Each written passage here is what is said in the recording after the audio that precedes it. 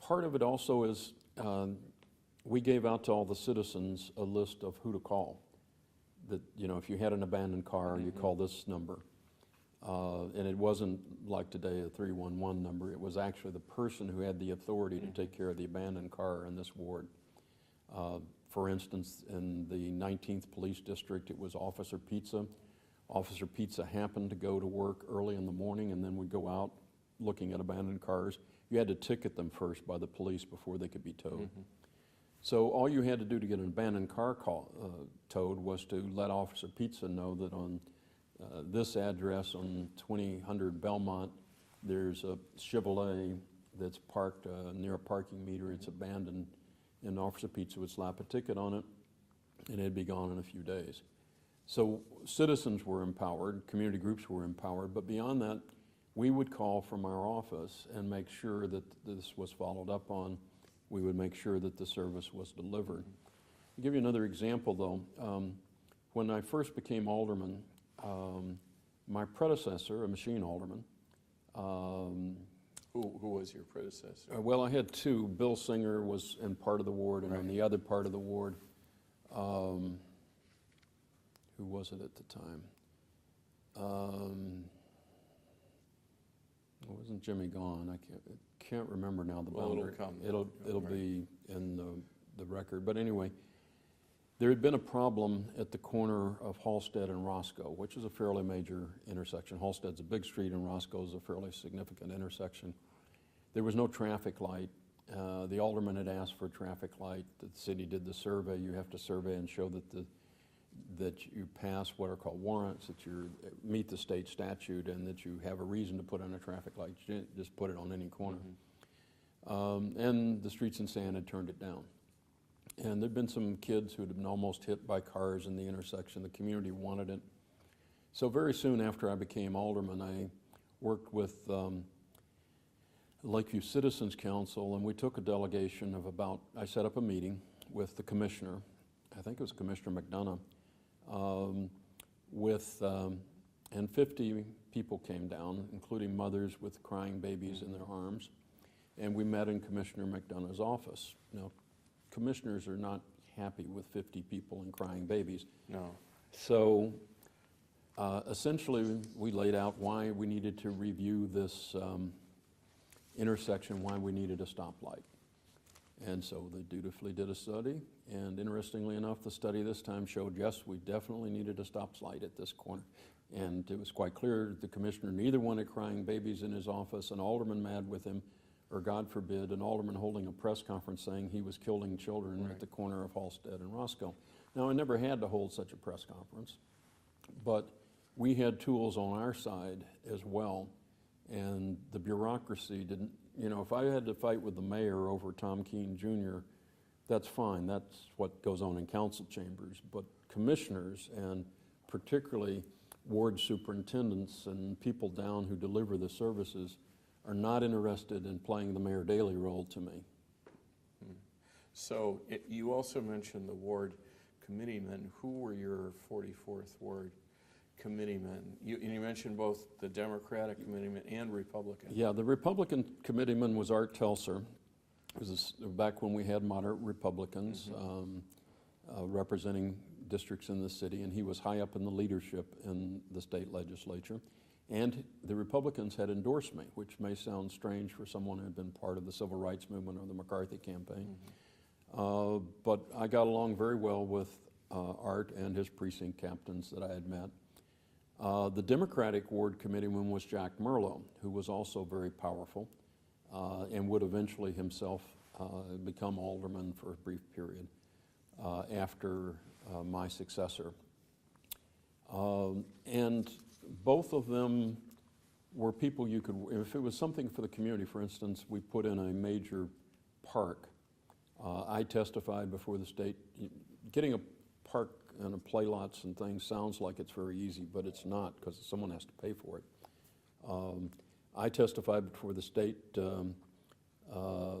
agency, the State Department of Conservation it's called. The State Department of Conservation gives money to the city, and the city, or the park district, and the park district builds the play lot or the park. But it was really the state legislators who got the new Shield Park on Southport. They were, I think that was the one, yeah. They were the ones who could handle that level of the negotiations because the state agency was responsible and the park district was responsive to them. For playlots, I could manage to get the pressure to get new equipment in playlots or get new playlots opened up. But for big projects like parks, multi-million-dollar projects, I would work with the committeemen. Anything that was for the community, we could work together on. If it were about politics, then obviously I could work with Art Telser as the Republicans, but I couldn't, the Democrats would be taking their orders from Daley. Let me, on the subject of Daley, let's return. Okay.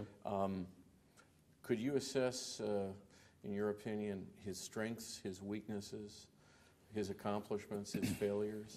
I pretty much buy the argument that Mike Royko made in Boss, which is Daley was very good on what is sometimes called the bricks and mortar. It's more than that. For instance, it was before my time, but I think it's fair to attribute to Richard J. Daley the rebuilding of the Loop when it was falling in decay before I got to Chicago.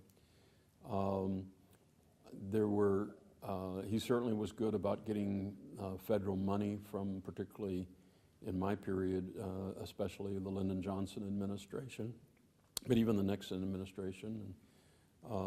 So the city got a lot of public projects and funding from the federal government, more than the average city. What I see as his failings are the same ones that Royko pointed out. What he wasn't able to cope with in the end were what might be called the social issues. He couldn't deal with the schools well. The schools, well beyond the problem of the segregation fight that he had in the 60s, the schools never performed well. And he could never find a school superintendent or somebody to fix it. He was not able to deal well with the race issue after it became polarized. In the 50s, he had allowed the aldermen to keep control of the public housing, which meant it was totally segregated high-rise housing, which was a terrible mistake. But all the other forms of segregation, he was sued by the African American Patrolmen's League, he was sued by black firefighters, he lost all those suits in federal court.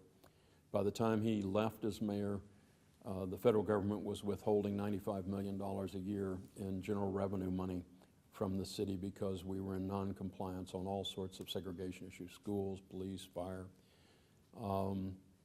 He obviously didn't deal well with the youth issues, either in the 60s and 68 convention. Wasn't able to deal with street gangs, everything that was sort of a social dimension. And he couldn't understand, he couldn't understand why the young gentlemen, he built UIC as an example. UIC is a brick and mortar project of a sort. It was very important. It brought people in, but it destroyed some neighborhoods in the process. So he will be remembered in the category we usually use of builder mayors. He built a lot of things, and a lot of them have enduring value and importance to the city. He wasn't, he recreated the machine. It was so that it was powerful, but it became too dominant.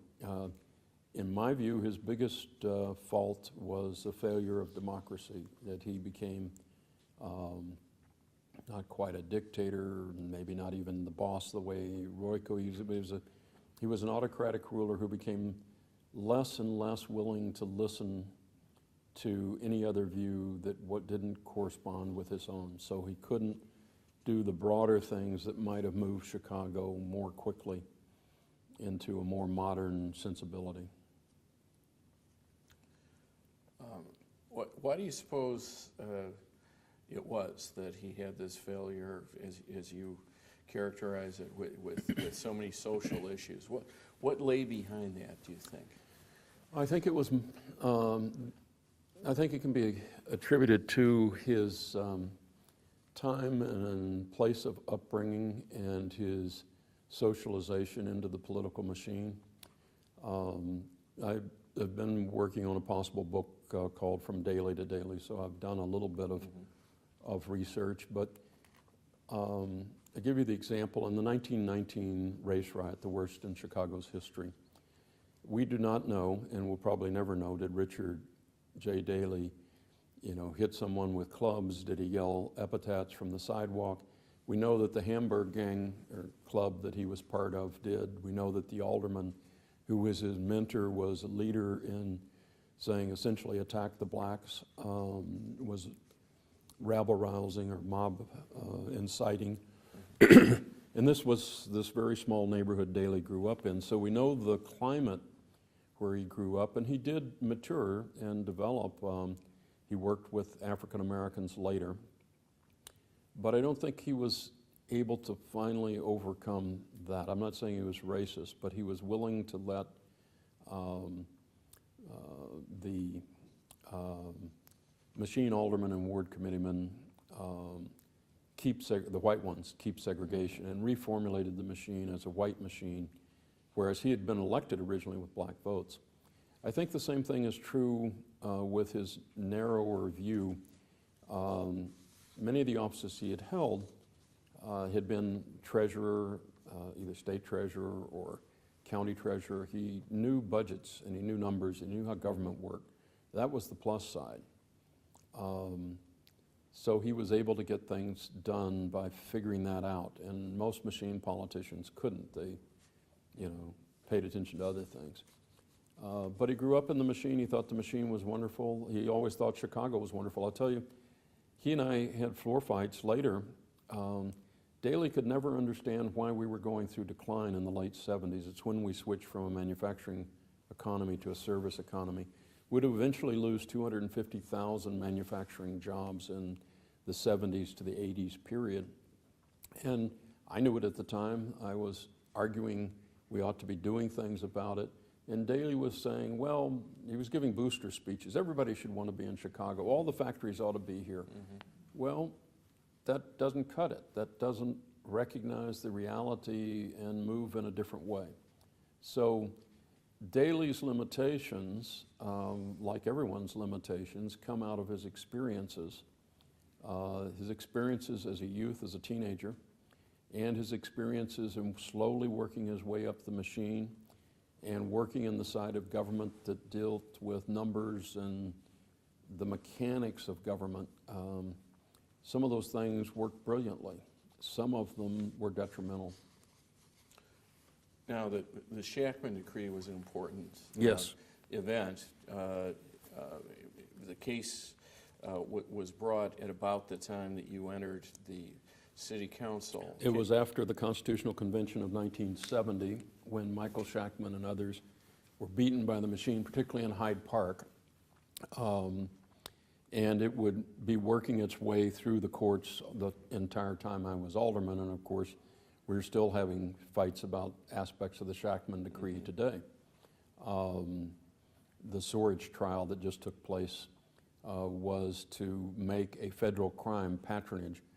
The Shackman decree had two sides. The first decree in about 75 said you couldn't fire people if they didn't work in your political campaign or give you a contribution. Mm-hmm. The next decision in 77, 79, I'm not quite sure, said you can't hire people just because they worked your campaign or gave you a contribution. And those became very important to undermine the machine.